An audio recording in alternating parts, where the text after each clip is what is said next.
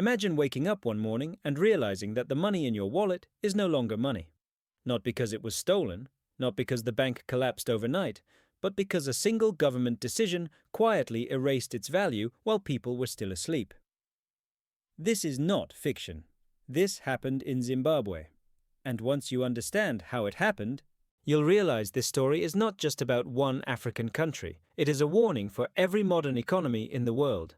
In the late 1990s, Zimbabwe was not supposed to fail like this. It had one of the strongest economies in southern Africa. It exported food, its currency was stable, its literacy rate was among the highest on the continent. Tourists visited, investors trusted it. On paper, Zimbabwe looked like a country with a future. But then came one decision that changed everything. A decision that seemed politically popular. A decision that sounded fair. A decision that ultimately collapsed the entire currency. To understand this collapse, you first need to understand how fragile money really is. Money has no value because it is printed on paper. It has value because people believe the system behind it is stable, disciplined, and predictable. The moment that belief cracks, money stops being money and becomes paper. Zimbabwe crossed that line faster than almost any country in modern history. The turning point came in the year 2000. Zimbabwe's government announced a fast-track land reform program. The official explanation was simple. Land needed to be taken from a small group of white commercial farmers and redistributed to the black majority. On the surface, this sounded like historical justice. Decades of inequality were being corrected. Many citizens supported it emotionally. But the way this decision was executed destroyed the foundation of the economy. The land seizures were chaotic. Farms were taken without compensation. Experienced farmers were removed overnight. Agricultural production collapsed almost immediately. Zimbabwe was heavily dependent on farming exports, especially tobacco, which earned foreign currency. Once those exports disappeared, dollars stopped flowing into the country, and when foreign currency disappears, a country's money becomes weaker. Instead of slowing down, correcting policy, or rebuilding confidence, the government made a second decision that sealed the fate of the currency. It decided to print money to cover the growing economic damage. At first, it didn't look dangerous. Governments print money all the time. Zimbabwe printed money to pay public salaries, fund programs, and cover deficits created by falling tax revenue. But this money was not backed by increased production or exports. It was printed to replace value that no longer existed. This is where the collapse truly began. Inflation started rising. Prices went up. People complained. Instead of stopping the printing, the government blamed businesses.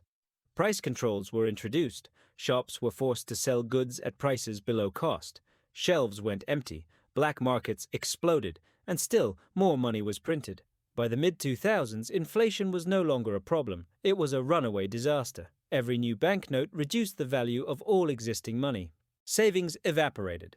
Salaries became meaningless. People were paid in billions, then trillions, then quadrillions of Zimbabwean dollars, yet still couldn't afford bread. This is where that single decision shows its true power. The decision was not just land reform. It was the choice to destroy economic trust and replace real productivity with printed money. Once trust is gone, money dies. By 2008, inflation reached numbers so large they became almost absurd. Prices doubled in hours. People rushed to stores immediately after getting paid because waiting until evening meant their money was worthless. ATMs limited withdrawals, not because banks were poor, but because cash lost value faster than machines could dispense it. The government responded by printing higher denominations: $10,000 notes, 1 million, 1 billion, 1 trillion, 100 trillion. Each new note was an admission that the previous one had failed. Each note destroyed confidence even faster. Here is something important most people miss. Hyperinflation does not feel like a sudden explosion, it feels like a slow betrayal. At first, people adjust, then they panic, then they give up. Eventually, they stop using money at all. In Zimbabwe, people turned to barter. Fuel became currency, food became currency, US dollars became currency. The Zimbabwean dollar became a joke. Teachers left classrooms, doctors left hospitals, skilled workers left the country. An economy cannot survive when its people abandon it. If you're finding this story valuable so far, this is exactly the kind of hidden economic collapse we break down on Silent Collapse.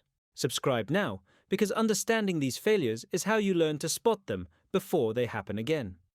Eventually, the government made an unthinkable admission. In 2009, Zimbabwe officially abandoned its own currency. The Zimbabwean dollar was suspended. Foreign currencies were legalized. The money that once defined the nation simply ceased to exist. Think about that.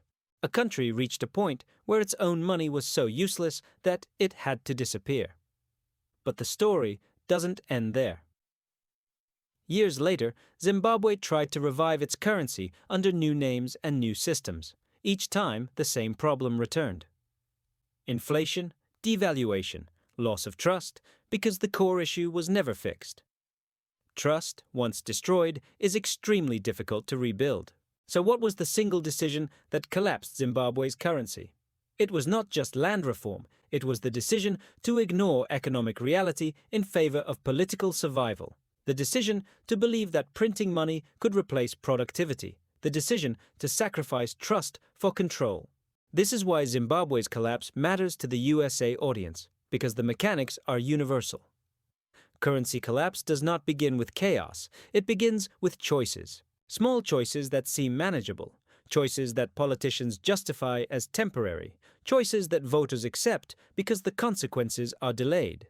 Zimbabwe teaches us that money is a mirror. It reflects discipline, confidence, and restraint. When those disappear, no amount of printing can save it. The most dangerous part of this story is not how extreme it became. It's how normal it felt at the beginning. No one wakes up expecting their currency to die. It happens step by step, decision by decision, until one day it's too late. If you want more stories like this, stories that reveal how silent economic decisions collapse entire nations, silent collapse is where you belong. Stay curious, stay skeptical. Because the loudest disasters often begin in complete silence. Now, here's the part that rarely gets discussed. Zimbabwe's collapse was not caused by ignorance. It was caused by denial. The leaders involved were warned repeatedly by economists, bankers, and international institutions.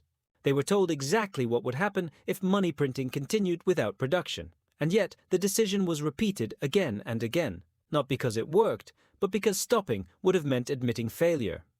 This is how currency collapses in the real world, not through one dramatic moment, but through stubborn repetition of the same mistake. Each round of money printing buys time politically, while stealing time economically. It delays pain today by multiplying pain tomorrow.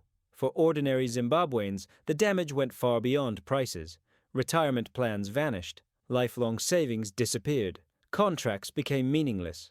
When money loses value, trust between people breaks down. And when trust disappears, society itself becomes fragile.